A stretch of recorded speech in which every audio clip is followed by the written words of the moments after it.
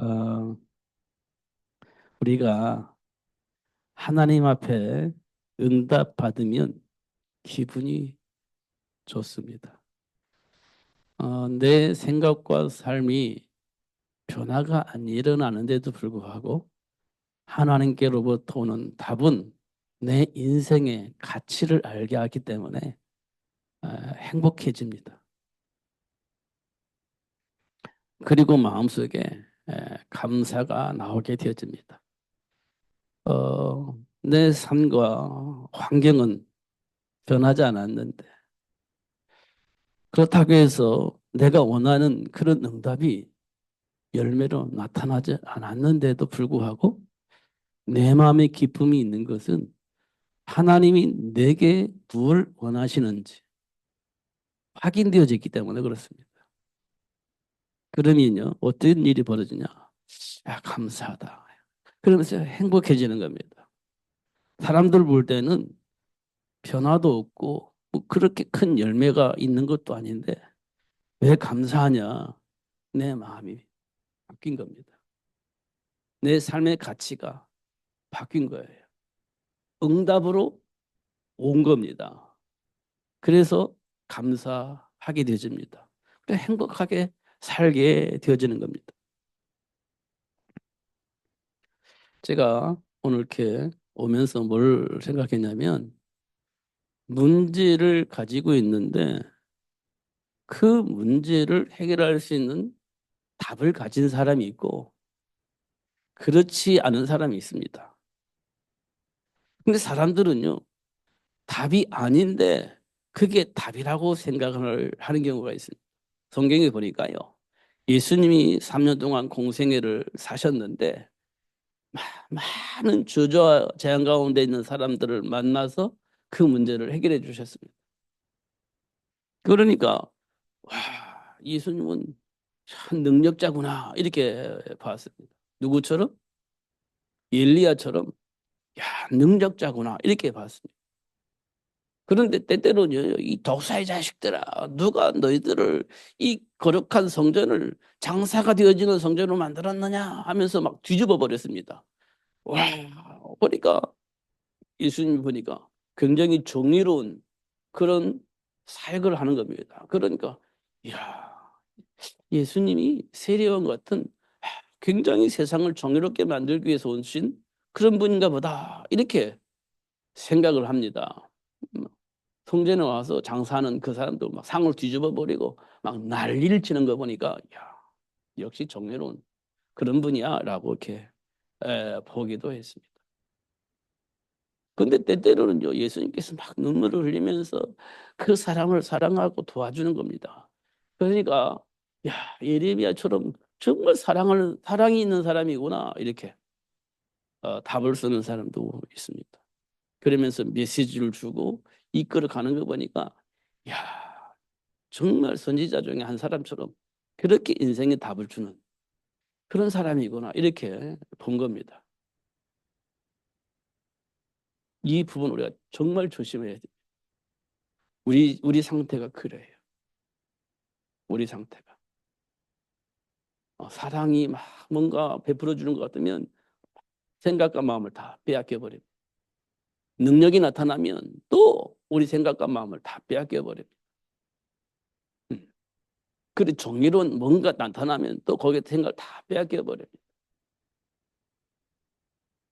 예수님이 3년 동안 공생회 할 때 사람들은 그렇게 본 겁니다. 그래서 수많은 사람이 예수님을 따라다녔는데 어떤 사람은 정의로운 예수님을 보면서 따라갔고 어떤 사람은 능력의 예수님을 보고 따라다녔고 어떤 사람은 사랑의 예수님을 보고 따라다녔고 어떤 사람은 메신저로서 너무 훌륭한 메시지를 하니까 거기에 매료돼 가지고 따라다녔고 그렇게 했습니다. 그렇게 했습니다. 지금 이 시대가 꼭 그런 것 같습니다. 누가 올바르냐? 누가 더 정확하냐? 누가 더 이렇게 메시지를 잘하느냐? 이렇게 음, 생각을 하고 따라다니는 것 같습니다.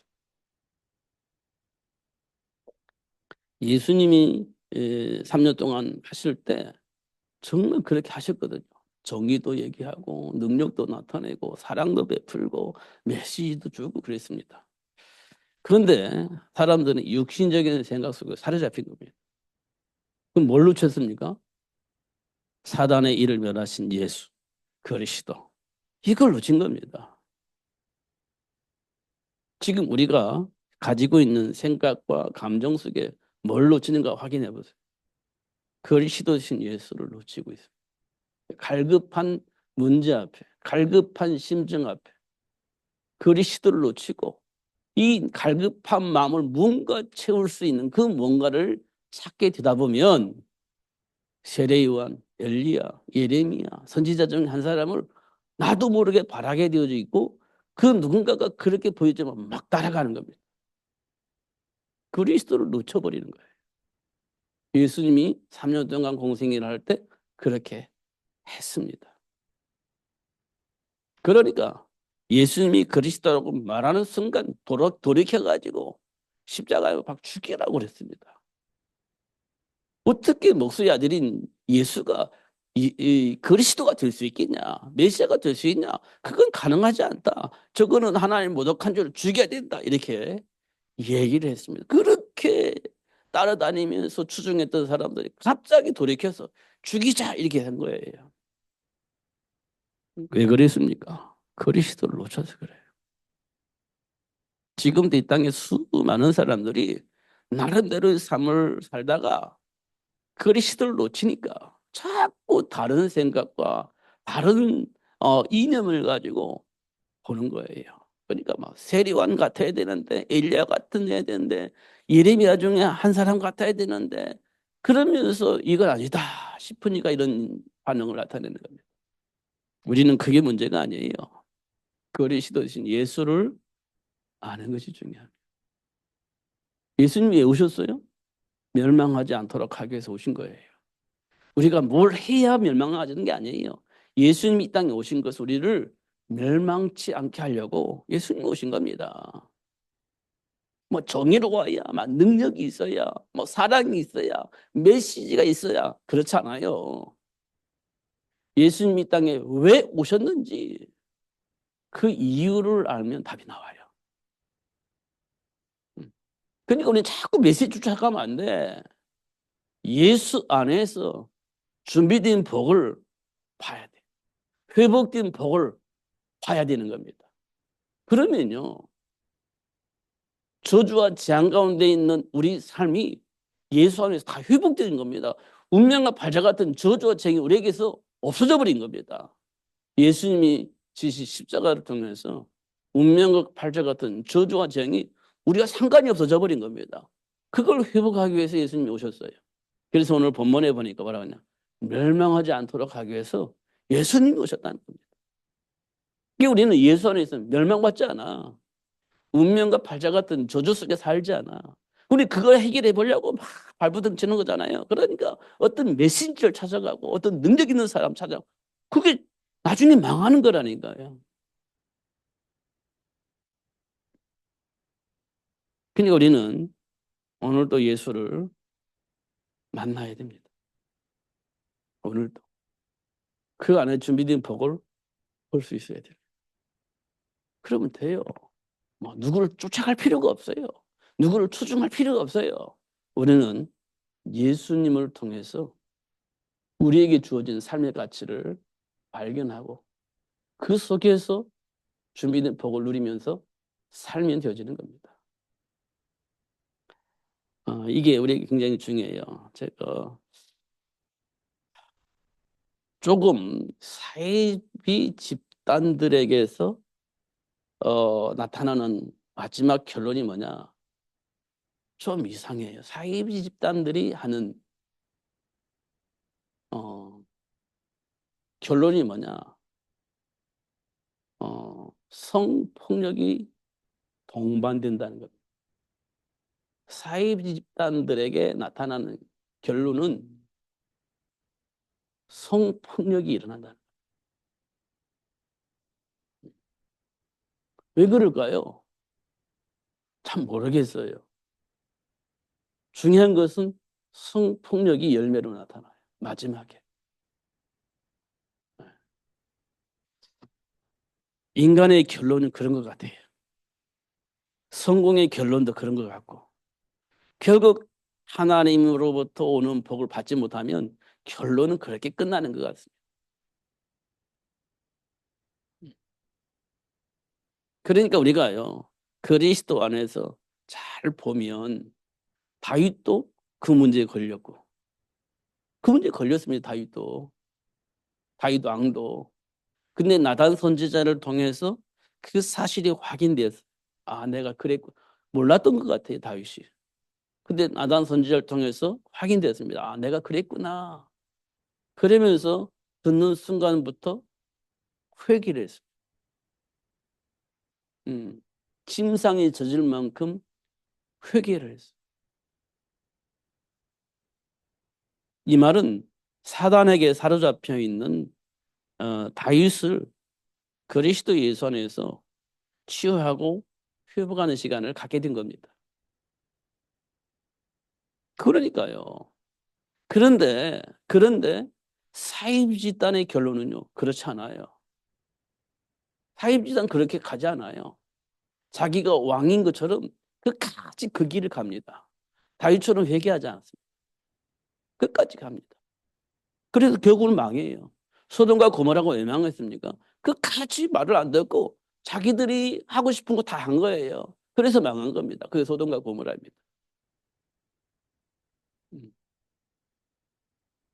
하나님은 그들을 구원하려고 그걸 치유하고 회복시키려고 아브라함을 통해서 복음을 전달했는데 그 끝까지 거부합니다. 받지 않았습니다. 그래서 망한 겁니다. 받았더라면 참 좋았을 건데 안 받아들였어요. 그래서 망하는 겁니다. 그러니까요. 예수님께서 제자들에게 너희들은 나를 누구라 하느냐 이런 질문을 하잖아요.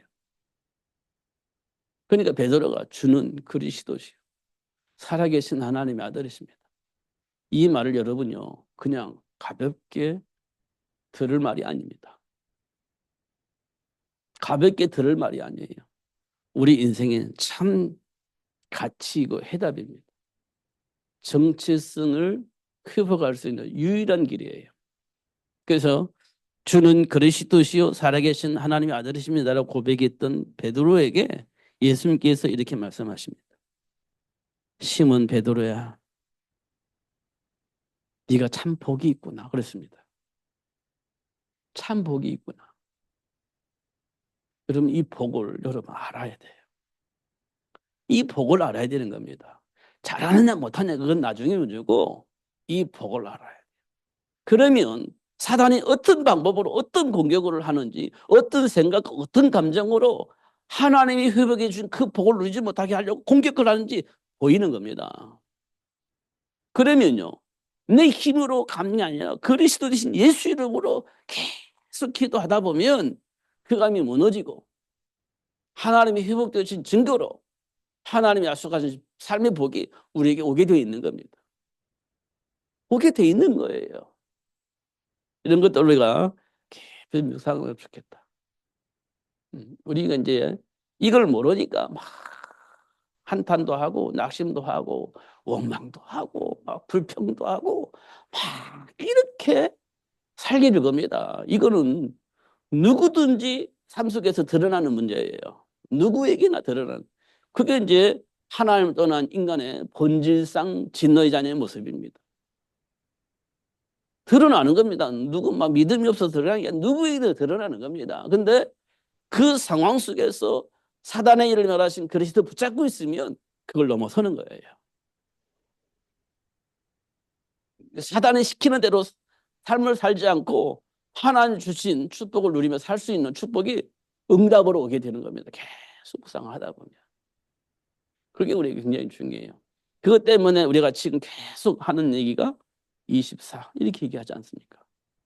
말로는 24 해놓고서는 감정에서 못 벗어난다면 우리 24 안 하고 있는 겁니다. 그 말을 참 뜻을 모르고 있는 거예요. 그 말의 참 뜻을 알면 항상 24에 대해 왜냐?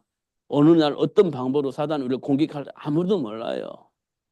그 24 안 하고 있으면 공격해올 때 반드시 내 안에 있는 것들이 나오게 돼 있어요. 그게 반응이에요. 현장에서 다 드러납니다. 다 들키게 돼 있어요. 내가 뭘 안 하고 있어요? 그리스도로 내 삶을 생각하지 않고 있다는 겁니다. 그 어느 날 툭 던지면 나오게 돼 있는 거예요. 내 안에 있는 것들이. 그런 거 여러분 우리 많이 체험했잖아요. 그래서 24라는 말이 굉장히 중요해요. 이게 사도 요셉이 노예 팔려 나갔을 때 24가 든 거예요. 24가. 그래서 하나님이 준비한 복을 누릴 수밖에 없는 상황이 된 거예요. 노예인데도 불구하고 그리스도 안에 준비되어 있는 복을 누리게 된 겁니다. 24급. 어떤 환경 속에 속지 않고 어떤 감정 속에 속지 않고 그리스도 안에 준비된 복을 계속 묵상하다 보니 하나님이 약속하신 복이 요셉의 삶 속에 열매로 나타나게 된 거죠. 그냥 뭐 하나님이 함께 하심으로 형통한 복을 누렸다. 이것도 이제 틀린 말 아니에요. 정말 그렇죠. 하나님 함께 계시니까.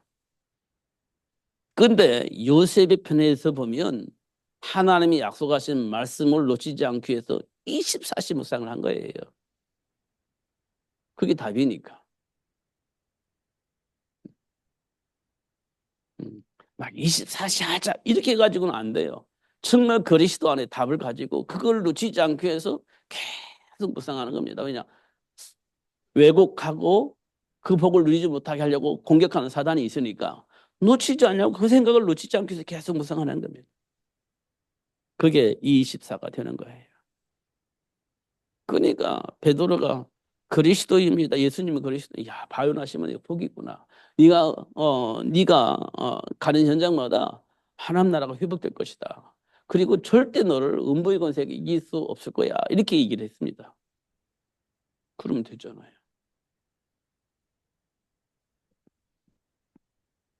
그러니까 지금 우리에게 가장 중요한 것은 뭐냐? 삶의 현장의 문제입니다.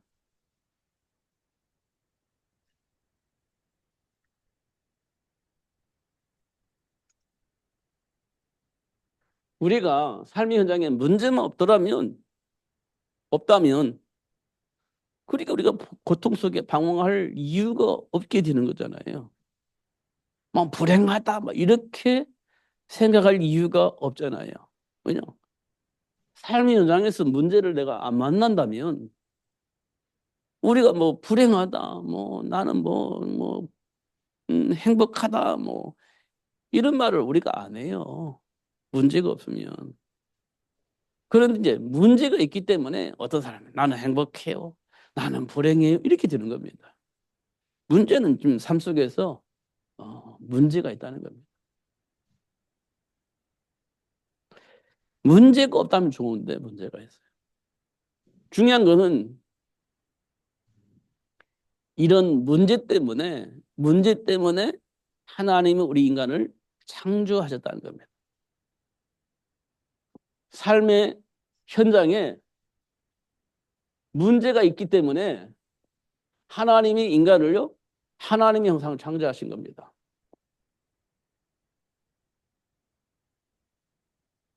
하나님의 형상을 창조하셨죠. 이 문제 때문에 하나님의 형상대로 인간을 창조하신 겁니다. 문제가 없으면 인간이 이 땅에 존재하지 않는다니까요. 문제가 있기 때문에 하나님 나라를 회복하기 위해서 하나님이 하나님의 형상대로 창조하신 거예요. 왜 창조했냐?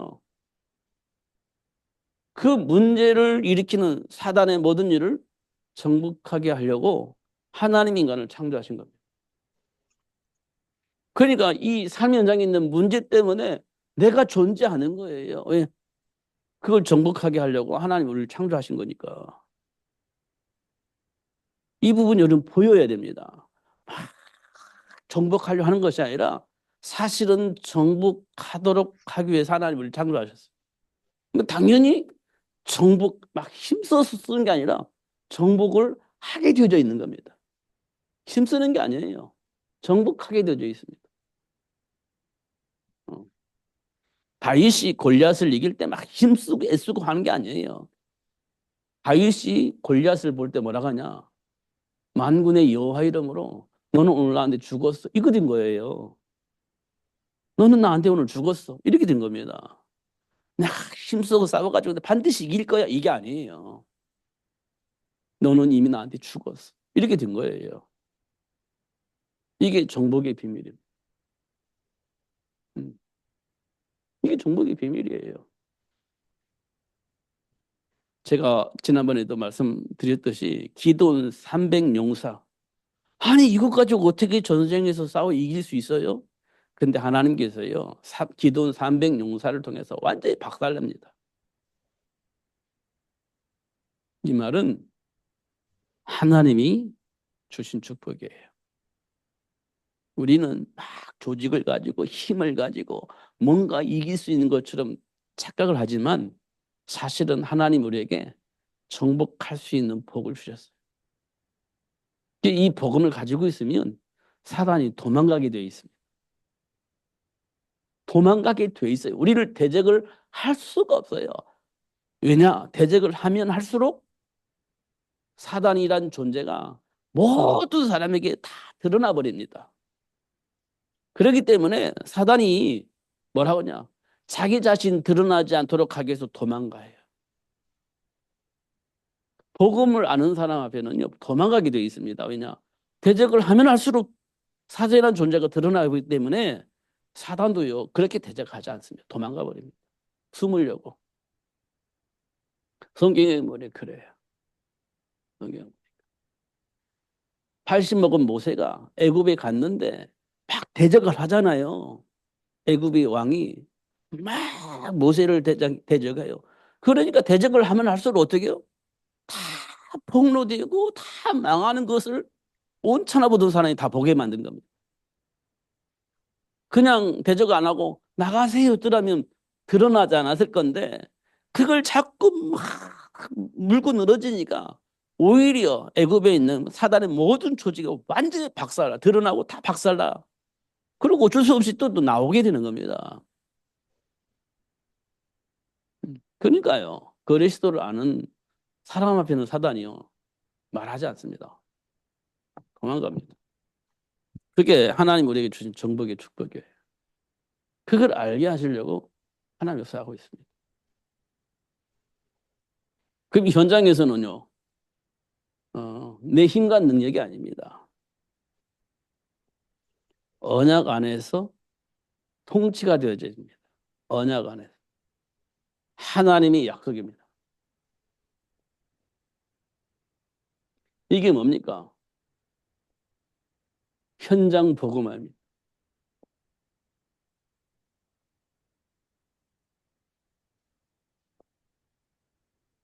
이 속에서 현장이 관리가 되어져야 돼요. 이걸 보고 다스린다. 이렇게 얘기를 하고 있습니다. 다스린다. 하나님이 주신 약속이 뭐냐? 현장 복음화입니다. 뭐냐? 저주와 재앙 가운데 있는 그 현장을 하나님 나라로 회복하는 겁니다. 그 회복을 위해서 하나님이 우리에게 약속을 하셨어요. 이 약속 안에서 현장을 봐야 돼요. 그 약속이 이루어질 수 있도록 현장을 관리해야 됩니다. 이걸 보고 우리는 다스림의 복이라고 합니다. 그러니까 이스라엘 백성들이 이 언약 안에 있지 않을 때 하나님께서 노예로 삼아버리거든.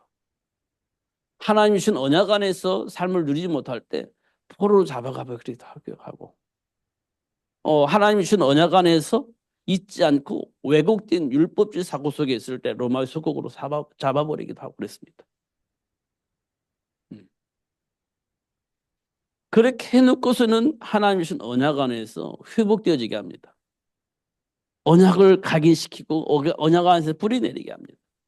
그래 놓고서는 노예에서 해방되어지게 하고 포로에서 해방시켜 주시기도 하고 속국된 로마를 복음으로 바꿔버리기도 하시고 그렇게 하셨어요. 결국 언약이 성취되어지도록 하나님이 역사를 하십니다. 그럼 노예에서 해방도 되어지고 포로에서 해방되어지기도 하고 우리를 사로잡고 있는 그 현장을 복음 바꿔버리기도 하고 그렇게 하십니다. 그게 다스림의 축복이에요. 그렇게 하나님 우리를 축복하신 것을 확인할 수 있습니다. 그것 때문에 하나님 우리를 하나님 형상대로 창조하셨습니다. 음.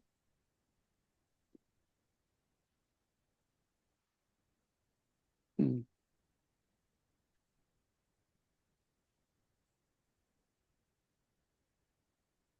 그런데 현장에서 지금 우리에게 드러나는 문제, 드러나는 문제.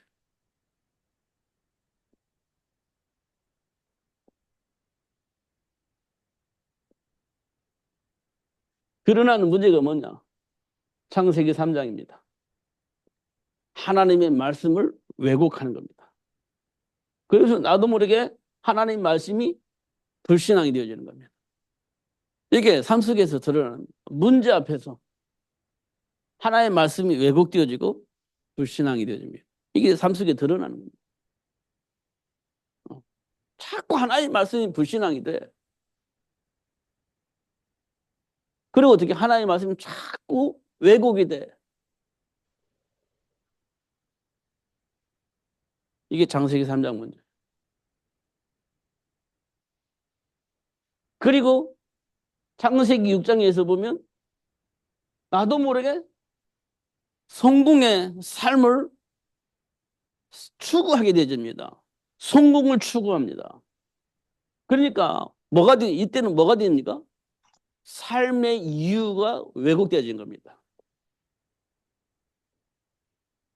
삶의 이유. 나는 뭘 위해서 사느냐는 겁니다. 삶의 가치.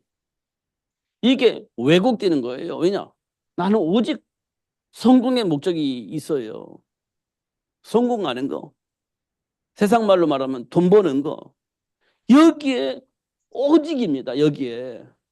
이게 나의 삶의 가치가 되는 거예요. 삶의 이유가 되는 겁니다. 이게요. 창세기 6장입니다. 세계복음화, 현장복음화, 생명운동 이게 중요하지 않아요. 나는 뭐가 있어요? 성공해야 돼. 돈이 있어야 돼. 이게 삶의 가치로 바뀌어버린 겁니다. 세계복음화보다도 돈에 내 삶의 가치를 둔 거예요.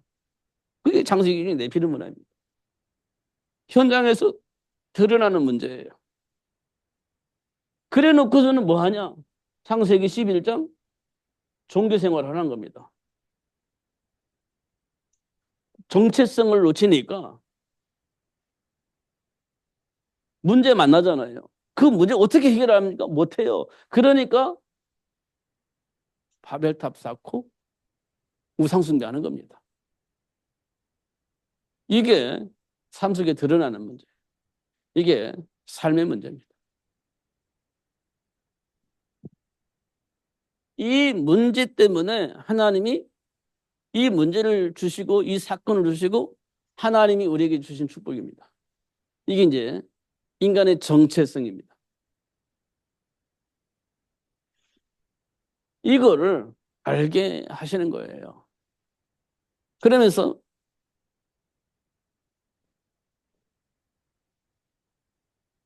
이 현장의 문제를 만나게 하시는 겁니다. 삶 현장의 문제를 만나도록 해요. 만나도록. 그러니까 이 정체성의 축복을 주시고 문제를 만나게 되는 겁니다. 그 노예가 된 요셉입니다. 노예가 된 요셉. 만나는 겁니다. 그런 저주와 같은 재앙의 삶의 현장을 만나는 겁니다. 그래 놓고서는 그리스도를 통해서 하나님이 준비한 복을 누릴 수 있도록 그렇게 역사하시는 것을 확인할 수 있습니다.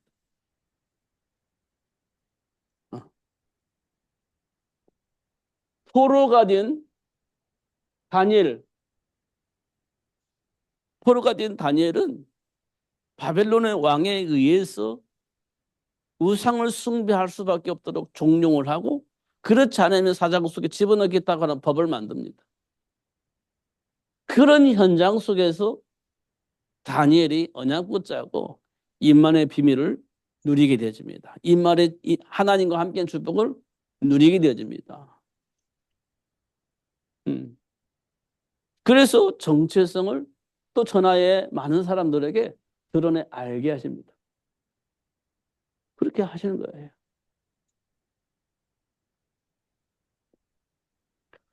속국이 되어져 있는 이스라엘이 로마를 복음으로 바뀝니다. 바울이 로마를 바꿔요. 복음이 있는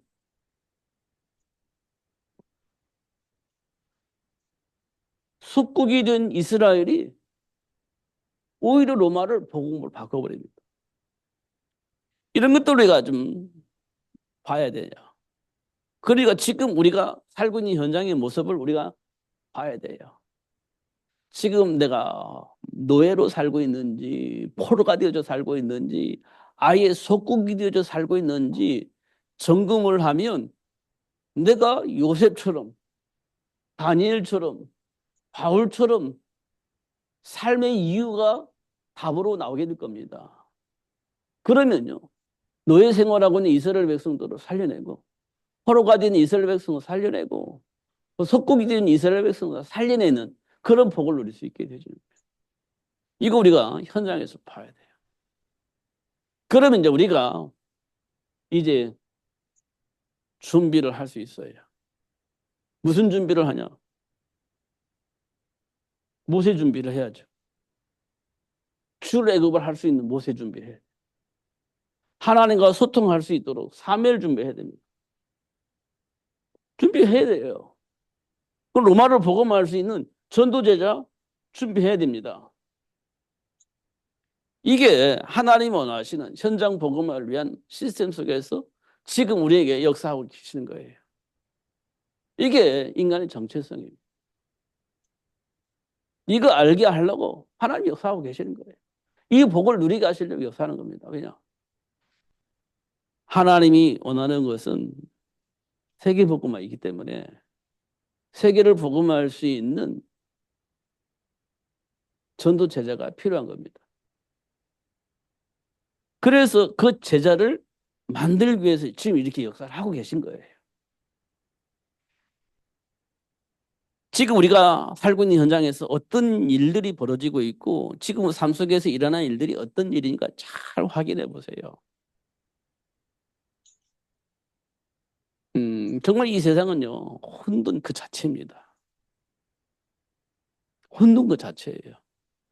어른도 혼돈하고 우리 랩런트들도 혼돈하고 뭐가 뭔지 모르고 그냥 시간 배우고 있는 겁니다. 문제 오면 뭐 문제 앞에 아무것도 할 수가 없어요. 막 힘들어합니다. 우리 랩런트들 막 정신적인 문제 속에 고통당하다가 뭐 세상 문화 속에서 역사는 사단에 의해서 완전히 사로잡혀가지고 뭐 자기가 원하는 것이 아니라 사단이 원대로 아무 짓이나 하는 거예요. 지금 사단에게 사로잡혀가지고 아무 짓이나 하고 있는 거예요. 우리 랩런트들이. 그게 세상 문화라고 착각을 하고 아무 짓이든 하는 거예요. 그럼 망하는 거지. 현장을 한번 봐보세요. 정말 그렇게 흘러가고 있거든요. 아무 짓이나 해 그냥 문화 속에서. 소돔과 고모라처럼 아무 짓인지 내가 원하는 것처럼 하지만 사단에게 의해서 막 끌려다니는 겁니다. 아무 짓이나 해. 그럼 망해버리는 겁니다. 지금 삶의 현장을 보면 딱 그렇게 하고 있거든요. 그러면서 막 나는 엘리야가 좋아, 예레미야가 좋아, 막 세례 요한이 좋아, 막 이렇게 지금 추구하는데 그거 가지고 답이 안 나온다니까요. 근데 우리는 막 그걸 바라고 있는 겁니다. 막 정의로운 세상, 막 능력 있는 세상, 막 사랑이 있는 세상. 정말 우리 인생을 이끌어갈 수 있는 메신저가 필요하다고 자꾸 생각을 하는데 그럼 망합니다. 그리스도로 없이는 망해. 근데 나도 모르게 막 추구하는 겁니다. 세례요한 추구하고 막 엘리야 추구하고 막 이렇게 추구를 한다니까요. 그게 답인 거로 착각을 하고. 근데 그렇지 않아요. 그러면 그럴수록 더 혼란스러운 겁니다. 왜 답이 안 나오니까. 그냥 막 방황하는 겁니다. 여기 가니까 막 여기 가야 되냐 저기 가야 되냐. 그래서 막 방황하고 돌아다니는 겁니다. 이 땅에 많은 성도들이. 이 교회 가니까 답이 되는 것 같고 저 교회 가니까 답이 아닌 것 같고 막 방황하는 겁니다.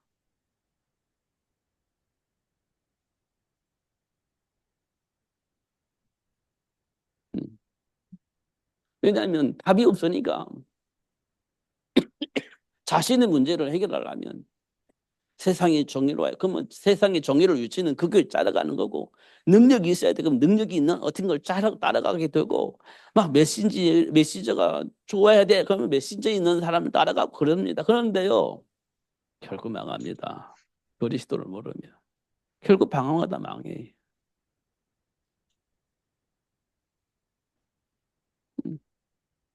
그 사도 바울이 그리스도를 아는 것이 최고 지식이다. 이렇게 한 얘기는 현장을 정확하게 본 겁니다. 흐름을 정확히 본 거예요. 지금 우리가 현장을 정확히 봐야 돼요. 흐름을 정확히 봐야 됩니다. 그래야 그리스도를 아는 것이 최고 지식이다. 이렇게 말하면서 흔들리지 않습니다. 그러면 돼요.